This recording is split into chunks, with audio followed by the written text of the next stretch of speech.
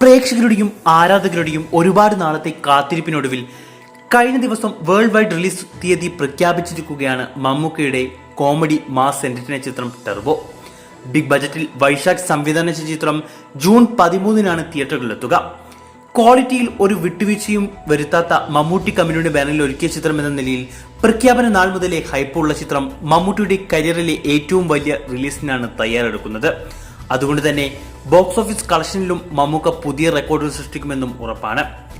ഒരു കാലത്ത് മലയാള സിനിമയിൽ ഏറ്റവും കൂടുതലായി ഇറങ്ങിക്കൊണ്ടിരിക്കുന്നതും പിന്നീട് അന്യം നിന്നും പോവുകയും ചെയ്ത ജേണറാണ് കോമഡി മാസ് എന്റർടൈനറുകൾ. അത്തരം സിനിമകൾക്ക് മികച്ച പ്രേക്ഷക സ്വീകാര്യതയും ലഭിച്ചിട്ടുമുണ്ട്. അതുകൊണ്ട് തന്നെ ആ ജേണറിൽ ടർബോ എത്തുമ്പോൾ വലിയ പ്രേക്ഷക സ്വീകാര്യതയാവും ചിത്രത്തിന് ലഭിക്കുക.